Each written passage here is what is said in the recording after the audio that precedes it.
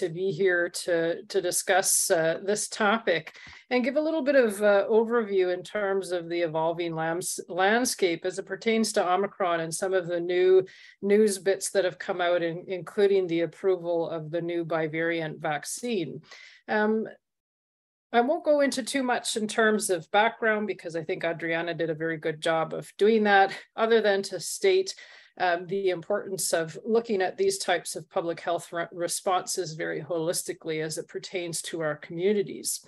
Now, just as a checkpoint, because I think it's important to just gauge and root where we are within the context right now. We are seeing a little bit of a mild increase. You can see with the arrows, both in terms of the cases as well as the number of deaths due to COVID-19 in the United States, in addition to fairly stable trends within hospitalizations and still a fairly low percent of overall first booster doses as it pertains to the vaccines. Now, the other thing in terms of context that I'd like to showcase is just sort of where we are with our communities. And the data we have right now as it pertains to American Indian and Alaska Native communities for COVID-19 vaccination rates is we had some of the highest initial vaccine rates at the onset of the pandemic. However, our rates have sort of plateaued as it pertains to first booster doses and then, of course, second booster doses. We have at least just over 71% or just under 72% of our communities having at least one dose, just under 70% for fully vaccinated. And then we range down to about 46.6% for a first booster dose and about 31.9% for a second booster dose. What's been very much a change in the progress of COVID-19 is all of the changes in the new variants, the new subvariants that we've seen come about, especially as it pertains to the new variant Omicron. And this kind of detailed complex graph basically is just showing the evolution over time from about the end of the spring, beginning of the summer to the present up until September 10th of this year. And on the bottom, we see the BA.5 variant here very much increasing its trajectory as the dominant strain as the weeks and months go on to really where we are right now, where the majority of the COVID cases that we're seeing across the states are actually the BA.5 variant. We still have very small amounts of the BA.4.6 and some of the other smaller ones, BA.2, but really the picture right now is of the BA.5 variant. Now, we know very clearly that Omicron variant continues to spread through communities, clearly by that graph, demonstrating the dominance of the BA.5 strain. And unfortunately, as we have learned with the Omicron, it can infect people who have been previously vaccinated or have previously had COVID-19. However, thankfully, we've seen a maintenance of the protection for both death as well as hospitalization with the first series of vaccine doses. Now, I had noted that there's been a new Omicron-specific COVID booster. This is within weeks that's been approved by the FDA and is now available across the nation. And this new vaccine is what's called bivalent. And bivalent basically means that it has half of the original strain and then half of the newer BA.4 and BA.5 strains of COVID. And this new bivalent vaccine, so this partnership of the variant strains, has been tweaked, of course, to better match what we're currently seeing within the public health sphere, of course, again, going back to that graph of clearly a dominance within the BA.5 strain currently. Now, the CDC, as well as the American Medical Association and other groups, has made the recommendation for this bivalent booster, everyone over the age of 12 years and older. So this has not been approved for the lower pediatric populations 5 to 11. It has been for 12 years age and older. However, what's really key about this new bivalent booster is that an individual must have already completed a primary COVID vaccine series to be eligible. So basically, they would either have to have the first 2 doses of an mRNA vaccine or one of the other ones that have been approved. And once those primary vaccine series have been completed, then a person becomes eligible for the new bivalent booster. And the primary vaccine series does not have any limits on which product it is, whether it's Moderna, whether or not it's the new Novavax, whether or not it's Pfizer. Any of those can constitute a primary vaccine series. Now, what's been very different is we've had 2 different company approvals for the bivalent boosters, and each of them have a different age of approval. Pfizer's is approved for 12 years and older, as noted. However, Moderna's bivalent booster is only authorized for those 18 years and older at this time. Now, the recommendation that has been maintained with this CDC is for any children aged 5 to 11 years old who received a primary Pfizer series should still receive the original monovalent, so the original booster, not the bivalent, at this particular time. Now, just a brief broach on timing, because it can get a bit complex with all the different recommendations and things out there. And I'm happy to provide this slide deck as a resource as well, because it does condense some of this information into a small location. The timing of when to actually get the bivalent COVID-19 vaccine really depends on when a person got their last vaccine dose. And the recommendation right now is that the time between whatever your last COVID vaccine was, whether or not it was the primary series or whether or not it was a booster series of the original variant, should be at least 2 months. There should be at least a 2-month wait between that period and the time of getting the bivalent booster. Now, most people in the US right now are at least 6 months from their last COVID vaccine dose. And in fact, from an American Indian Alaska Native perspective, many of our communities are even further out than 6 months, because we've had under 50% of people getting a first booster. Now, it was mentioned very briefly about the impact of a previous COVID-19 infection. And interestingly enough, looking at some of the research that has come out, a person that has had a previous COVID-19 infection, in addition to a booster vaccine, actually mounts a higher immune response and creates higher amounts of antibodies comparatively to any of the other states. So the CDC right now is still recommending people get a booster vaccine, even if they've had a prior COVID infection. However, the recommendation is to ensure that you don't get that vaccine until you're obviously over the acute COVID-19 illness and you're safe and out of isolation at that point in time. The CDC guidance currently states that probably it's best to wait at least 3 months, though, after a COVID infection to get the booster. But of course, remembering that people must have completed the primary COVID series before being eligible for that new bivalent vaccine. Now, we have data very clearly now. We've had enough months and unfortunately years, if we could say, of looking at the data to understand that vaccination is making a difference, in addition to the multi-layered response, a few of which I'll go through in a moment, and that the authorized vaccines are still offering protection against severe illness and death, thankfully. However, some of this protection wanes with time. We've seen this historically with the flu vaccines, with the changes in the new variants that come out and the type of immune response that the body is able to mount. And we do know very clearly that Omicron is more transmissible. And unfortunately, the current vaccines before the bivalent, as well as many of the monoclonal antibody treatments, so you might have heard of some of the pills that are available for the treatment of COVID infection in certain populations, they just don't work as well against the Omicron variant comparatively to previous variants that we saw, like Delta.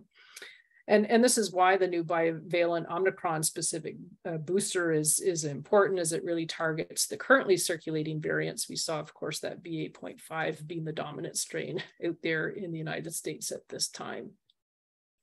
Now, there's a question that often comes up about whether or not the timing of receiving other vaccines should be a concern. And right now, the CDC notes that it is fine, and many health providers and associations say it's fine to receive COVID vaccines, including this new bivalent booster that's coming out with other needed vaccines. However, there is one exception to this, and this speaks to the context of another current public health concern that we've had, and probably many folks have heard about, which is monkeypox. And the monkeypox vaccine, there's two of them that are available, limited, of course, within the United States, ACAM 2000 and the Gynos vaccine. And the CDC does suggest waiting for 4 weeks before getting a COVID vaccine. And the reason for that is because monkeypox vaccines do carry small risks of myocarditis. And of course, that's been sometimes a thing of watch within the COVID-19 vaccines currently available. So for safety, recommending 4 weeks before getting a COVID vaccine if somebody's received the one of the monkeypox vaccines. However, if somebody's already received a COVID vaccine dose and they are at risk of monkeypox due to potential exposure that's been identified, the advice being given right now is to go ahead and get the monkeypox vaccine doses as soon as you can. So those are discussions, of course, that folks would have with their providers in public health, depending on the circumstance. Of course, the flu season is coming up, and the recommendations have been that it is okay to receive a flu shot along with any COVID vaccine at the same time. This includes, again, the bivalent vaccines, and in fact, CDC does encourage getting both vaccines. Now, the one other vaccine, just to flag potentially, and we see this sometimes commonly important with elders, is the shingles vaccine. Can sometimes be a little bit what we call reactive, which means you may be aware of people getting a bit of sore arm or maybe a mild fever after a vaccine. So because of this being the case with shingles, in addition to the COVID-19 vaccines, it may possibly be best to not get these two vaccines at the very same time, but separate them out. But again, depending on risk factors of certain populations, those would be discussions to have with healthcare providers, depending on the individual case. So again, a note, always conferring locally and individually on care needs and choice, whether or not it's looking at COVID vaccinations with other types of vaccines or any other conditions or states that may be happening concomitantly or at the same time. Now, the question always comes about new variants and what's next. There is one new variant that has been labeled a variant of interest. It's the BA.2.75. It is a new subvariant of Omicron. The name is Centaurus that they're calling it.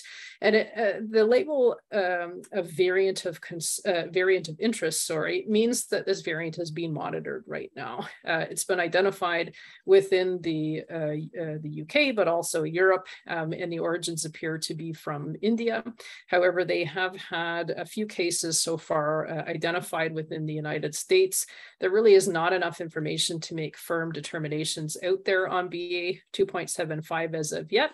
However, there is some indication that the spike protein, so the component of the virus that creates the ability to infect people, may have changed slightly with this variant. So there is some curiosity whether or not this could be potentially the variant that is the next wave for COVID. The good news is because it's still Omicron, there is evidence from the previous changes in variants that we've seen that the vaccinations that are being given, including the bivariants, will have cross ability to offer protection with this new variant. But again, still too early to make any firm determinations on that. Now, Of course, vaccinations are really only one layer of protections, wearing masks, appropriate air filtration, washing hands, of course. Flu season is coming up. However, I also want to highlight a few additional notes that I think are not taken into account in some matters. And this really brings in the importance of our holistic way of looking at health, not only the physical components, but the mental, emotional, and spiritual components as well. We don't often hear about the importance of getting good sleep, getting good nutrition, whether or not it's promotion of our own traditional foods and our traditional ways of taking care of ourselves, reducing stress, engaging in ceremonies, those types of things. And there has been clear evidence that has shown that even things like disrupted sleep and daily burnout, which of course is states of stress, are actually linked to a heightened risk of not only becoming infected with COVID-19, but also having more severe disease and a longer recovery period. So we would always like to consider, of course, the holistic ability of our overall well-being and the types of things that we might be able to engage with, both traditionally, but also from other systems to best protect ourselves against emerging variants that are on its way and coming out. Now, with that, that was kind of a quick overview, and we really wanted to provide some quick information because of the newness of the bivalent booster that has come out and some of the trajectory and potential of things to come. We unfortunately do know that our communities are at greater risk of infection just due to many of the previous and ongoing colonial processes, historical trauma, and the structural issues that our communities have faced, lack of funding and the mix there. However, we also do have lots of strengths. And the more that we band together to offer and ensure that we have access as communities to our traditional ways and balance with some of these Western ways, I think gives us the best chance of protection for our communities. The last thing I will note is because we do have quite low rates of boosters right now, our communities are at slightly higher risk of that generally. And there is need to consider and work hard with communities to balance individual decision-making and response and really be supportive of people asking questions around this, what sometimes can be a very sensitive topic. So with that, I'd like to turn it over to Adriana. I know we're hoping to leave some time for questions and discussion if need be. So we do have like a couple questions in advance from registration. So are you ready for the first question? Absolutely. Right. So the first question, does Omicron have lower instances of death among the unvaxxed compared to other variations of COVID-19's mortality among the unvaccinated? Second part. Why was there a need to create an Omicron-specific vaccine? Yeah, absolutely. So as it pertains to the first portion of that question, the Omicron variant overall, thankfully, has seen less overall death rates comparatively to the previous variants that we have seen. Unfortunately, though, the percentage of makeup of those that are dying are still the unvaccinated. So of the percent that are passing away, we still see the majority of those being unvaccinated folks. So thankfully, those death rates seem to be lower as a result of new mutations within Omicron, makes it easier to spread. But unfortunately, for those that are passing, we are still seeing the majority of those being unvaccinated. And then to the second part of the question, with the need for the creation of Omicron-specific vaccines, one of the downsides that was very much apparent with the initial vaccine primary series was that although it was reducing the risk of hospitalizations and death, we didn't see as much of a prevention of full transmission that we would have liked to. Although there seems to be some reduction in transmission from the previous vaccines, Omicron kind of changed the landscape. And it really was a bit of a sneaky virus in that it was able to better evade the immune system and make it more easily to be transmissible regardless of the vaccination status. So the hope is by being more specific and targeted on the Omicron that we would see not only a continued reduction in deaths and in hospitalizations, but also a hoped decrease in transmission rates as well. Next question. Best way to reach, this question is around reaching vulnerable populations. Best way to reach vulnerable populations, i.e. work sites, grocery stores, etc. How do we make these populations more aware and educate them about the resources that are available? Yeah, well, I think this is actually where our Indigenous communities, our tribal communities have just really shone. We were the leaders in vaccination rates at the beginning of the pandemic. It was Indigenous communities that were the leaders. They were the highest rates of vaccinations in many and mounted amazing public health responses, whether or not it was engaging in local outreach to communities, even through casinos, through conversation and various efforts, even up to and including incentives that were done, depending, of course, on the tribal nation. And I think we don't often highlight the strengths that have been demonstrated and the great successes that I think really are a lesson for a lot of other communities, vulnerable communities within the United States, that we know the answers to our communities. We have the solutions. We know how to mobilize these, but oftentimes we're not given the funding and the access to be able to ensure that the programs that we know work are able to be implemented and operationalized. So, in looking at that, I will highlight a publication that we had done that was published in the New England Journal of Medicine that reviewed some of those success stories and some of the main components of vaccine response that I think really could be lesson learned to other populations, as noted, whether or not it is outreach into grocery stores or other types of components as well too. And while the next question's being answered, I will try to post the link of that particular study, because I think it does give some nice input in many of the things that our communities were doing right as a part of the response. So I have more questions here, but I'm gonna go ahead and address the one in the chat box first. Ms. Penny asked, there are unvaccinated people who have not gotten COVID. How is that possible? Yeah, well, I think we're at the point now, and this is where the interesting conversation is we have known very clearly from the onset of this pandemic that there's a certain portion of people that, although infected, they don't demonstrate any symptoms. So it's very difficult to know in some cases whether or not somebody has actually, in fact, not been infected, or whether or not they're one of the folks that have had a certain immune system that has enabled them to not manifest or show symptoms as a part of that. So without doing, seroprevalence testing and those types of things, which basically measures the immune response within the body, it can be very tricky to know whether or not somebody has actually had an infection or not, based on just the identification of, a period of time where they may have had symptoms. Most of the indication right now in the data is that there's a large percentage of the population that has faced or been exposed to COVID-19. Some of the statistics are quite high, even upwards of 80–90%. And the challenge is that because many people don't manifest symptoms, it's really hard to know, what those numbers are exactly, within each component and state of the country.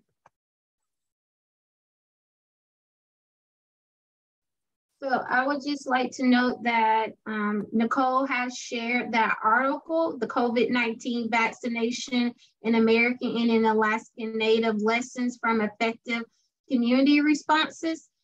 She's put that link in the chat box for those that are attending on your cell phone and may not be able to click. I will include this resource along with her slides.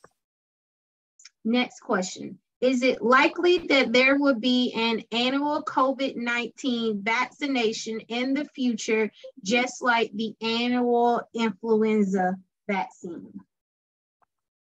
Yeah, I think that's a great question. And I think 2 years ago, we were hoping to say no to that question. It's become very apparent that this virus is very sneaky and seems to keep doing its job of mutating to make it more difficult to get to a state where we have a complete remission of this virus. In fact, the new bivalent vaccine that just came out available was created almost like a flu vaccine. It was in a response to changes of the variant from the original bivalent vaccine that was created initially, which was from the previous variants. And the FDA has approved the ability of those vaccines to be adjusted to new variants that come out. The FDA has sort of stated that, similar to the flu vaccine. What that does, though, is it opens up the possibility of vaccine companies being able to alter the vaccine as the variants change and come along. So that would be much more equivalent to what we're seeing with flu vaccines every year. So it's very much a possibility that we're starting to see some directionality for that to happen. Now, actually, I will note, though, that there is also some hope and discussion around the fact that because so many people have had potentially exposure to COVID vaccine or an active infection plus vaccination, that we may actually be in a state right now where we have the highest amount of protection, and whether or not that changes the game or not is sort of a story we'll have to wait to see. Next question. We have traditional medicines, herbs, and foods that have been useful. Do you recommend using these ways as well as using Western medicine? There's an elder by the name of Albert Marshall. He's a Mi'kmaq elder from the eastern part of Canada. And he coined this term a number of years ago called two-eyed seeing. Perhaps some folks have heard of it. And it's using one eye with the strengths and perspectives of Indigenous ways of knowing, and one eye with the strengths and perspectives of Western ways of knowing and being, and using those two eyes together to approach the world because of the type of dynamic that we have right now. And because of that, I think it's a great example of how we've seen many of our elders, even medicine people at the beginning of this pandemic, rolling up their sleeves. Even I was surprised, to be frank, how many, because of the past experiences. My great-grandparents died from the Spanish flu and orphaned my grandmother, who was put into residential or boarding school at that point in time. These histories are very raw within our communities. And because of that, I think we've seen a little bit more openness to looking at both worlds when it comes to severe states and crises as we have faced within this pandemic, losing many relatives along the way. But absolutely, I think our traditional foods, our traditional medicines, our ceremonies are foundational to our overall well-being.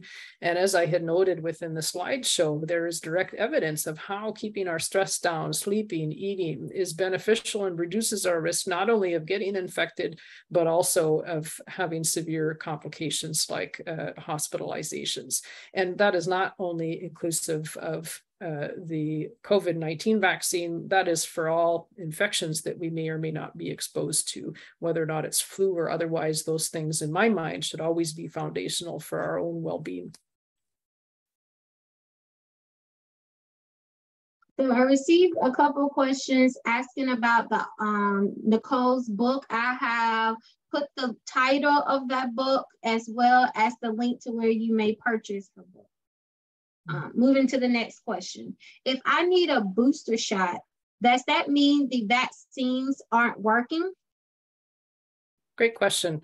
I think the important component of this is there was a lot of hope at the beginning of the pandemic that when we had the development of these vaccines, that it would act similarly to some of the longer actor vaccines that we have at childhood. So measles, for example, and polio and all of these kinds of things.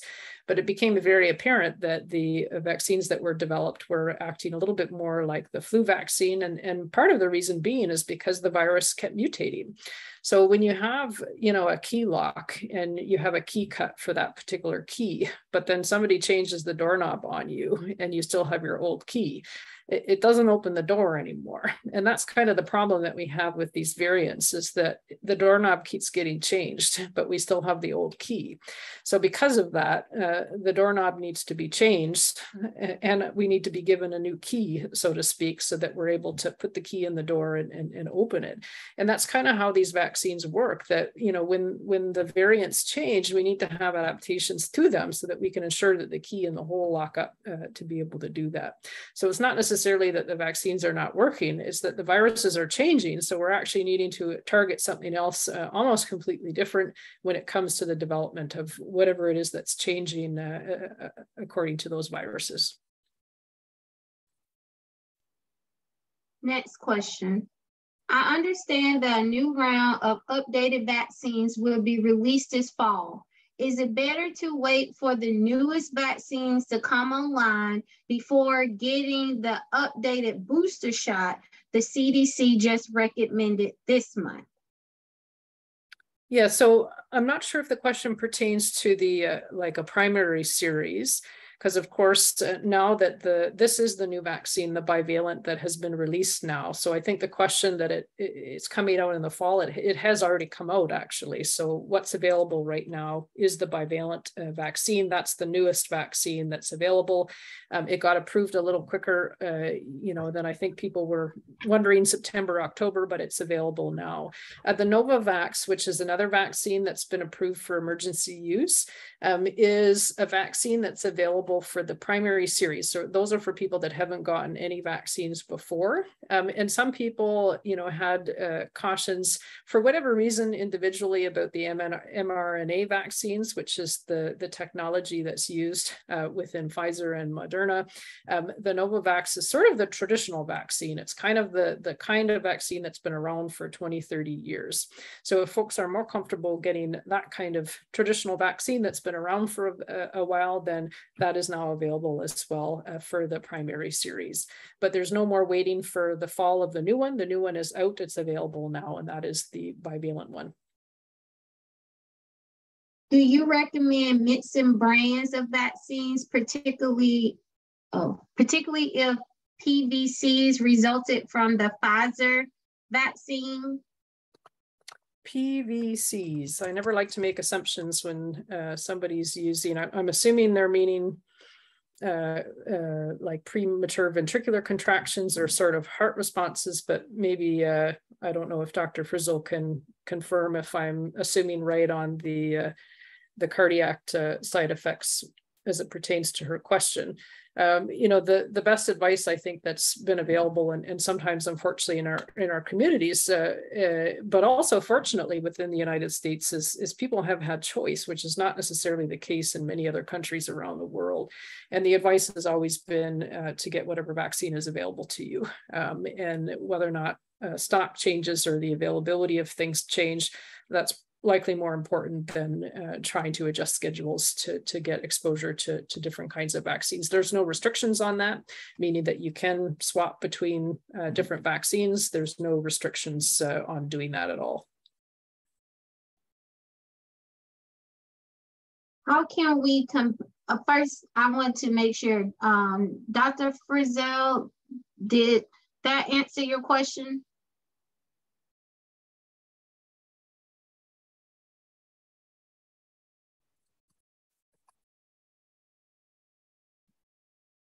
Okay, in the meantime, next question. How can we combat the mainstream trends of public mistrust in our healthcare systems and in science academia? Yeah, this is it's a great question. And I would argue this is not something that's just been as a result of the pandemic. We've had a long history of a lack of trustworthiness with health systems within our Indigenous communities for decades. And, a lot of that is very complex and based on many complex factors. So this was sort of an additional layer in my mind on the complexity of what already existed there. There's a lot of responsibility in my mind of trust building on the side of healthcare systems generally. We haven't done a very good job at all in terms of serving our communities and really ensuring that we're opening up and listening to community voice and what communities needs. I think Western medicine has always had this idea of we know best, and this is the way that we're going to do things, instead of having participatory based processes where we work with communities to figure out better ways to deliver care that works for them. And that is the foundation in my mind. It's not about trying to convince people that science is right or science is wrong. It really is about creating relationships and ensuring that community values and community processes are honored as part of the delivery of care. And when we do that, we recognize and honor the histories that have been experienced within those areas to ensure that the best care is provided for patients, no matter where they're from and what community they're from or what land base they're from.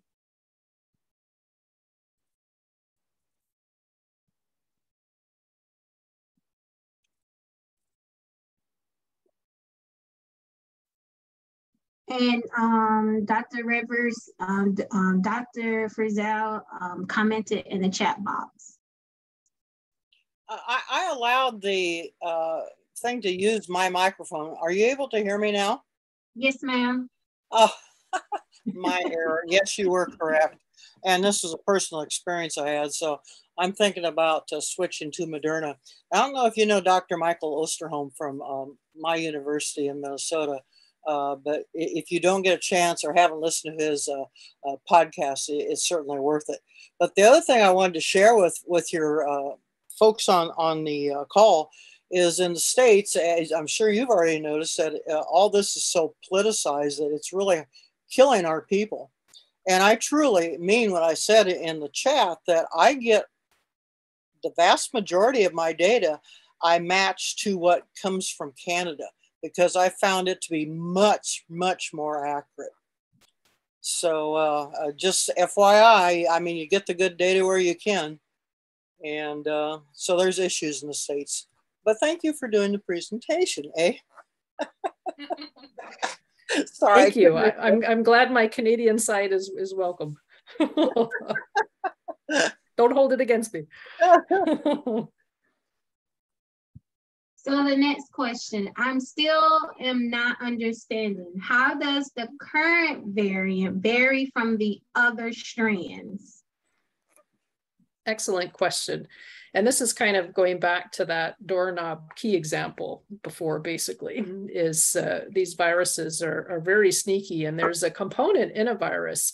It's called the spike protein. People may have heard of that in various news magazines and places out there. And that spike protein is kind of like a key you could think of, but there's many different kinds and shapes of keys. So each variant kind of has a different key shape, basically. And because of that, it makes it a little bit more tricky when your immune system's trying to recognize different things. One key looks different from the other. So if it's, if it has a hole that fits perfectly with one key, it's not necessarily going to be with the other key. And this is part of viruses' survival. They've done this for millennium, being able to confuse and trick our immune systems, because if our immune systems were able to recognize it forever and the virus didn't change, it would basically go away. And that's what happens sometimes if we're lucky with viruses that end up responding like polio, for example, where we had almost complete eradication of the virus. This one's a little bit more sneaky and tends to be changing quite a bit, so that our immune system has to keep readapting, or again, new vaccines are trying to match up with whatever virus key it looks like now.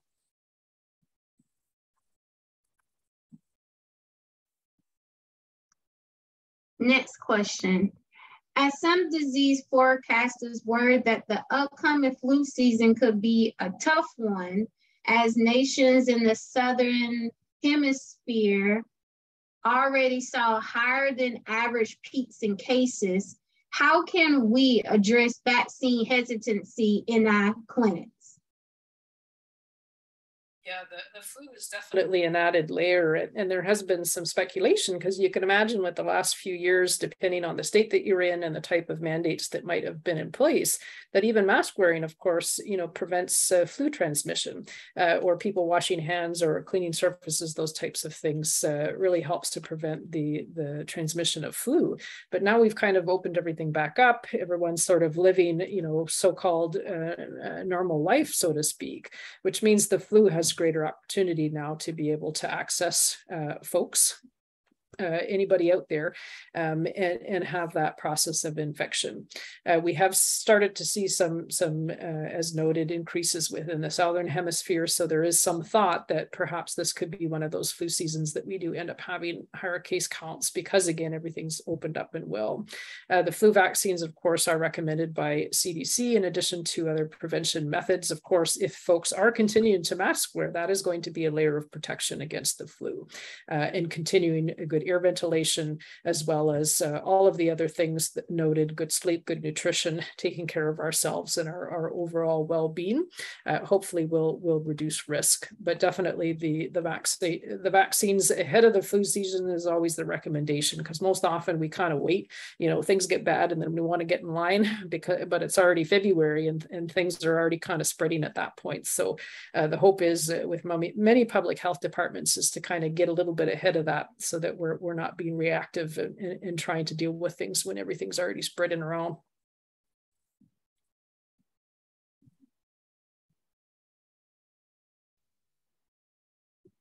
So I have not had any more questions come in to me. So I'm now looking to make sure no one's hand is up. Do we have any additional questions or comments from anyone in the audience?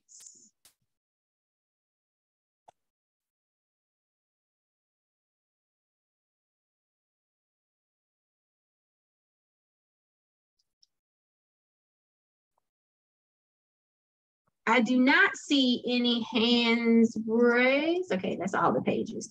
All right, so I do not see any additional questions. So at this time, as a DREE tradition, I would like for everyone to use those reactions in the bottom of your box, and that show our presenters some love, that show our appreciation. Let's give her a round of applause. Dr. Redvers, I would like to thank you for joining us today from a long way. Thank you for taking the time to share your knowledge and expertise with us. It was a pleasure to have you, and I really thank you for your patience and answering every single question that we received from those that registered and today live in our chat box. So you are the first person to hit every single question. So thank you. So also to the audience, I want to thank you all for joining us today. Your presence is appreciated. Your questions are also appreciated, because believe it or not, the question that you asked, I'm pretty sure someone else had a same question or a similar question in mind. So I do ask that you take a moment to complete today's post-evaluation, so that I can make sure to share with Nicole how awesome she did. Maybe we can get her to come next year, since we're going to be in Alaska for the Tribal Public Health Summit. Maybe we can get her to be a plenary speaker, and we can show her how much of an impact she made for all of us. So please complete those evaluations to help me build my ask. So thank you to everyone for attending today. If you have any recommendations for future webinar topics, please include those on that evaluation. I would like to acknowledge the question that someone asked about CEUs. Today was the last webinar for the Emerging and Re-emerging webinar series. We will resume webinars with CEUs starting January. So the next time you have an infectious disease webinar, we will go back to offering the CEUs.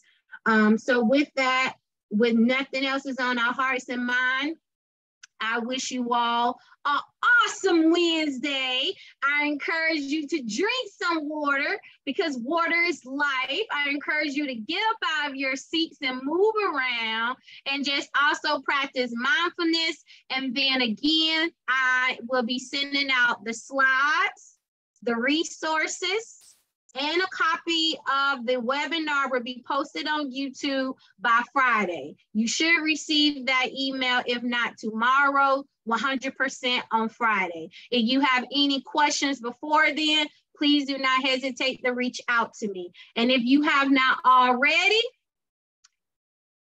there is still time to register for the National Tribal Health Conference that is happening in DC, September the 26th to the 28th. We have sponsorships available. The youth rate is $125. The early bird registration rate is August the 29th.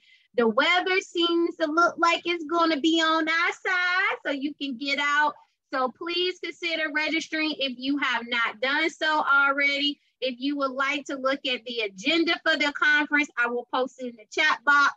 I will also include it in the email with the slides and the presentation.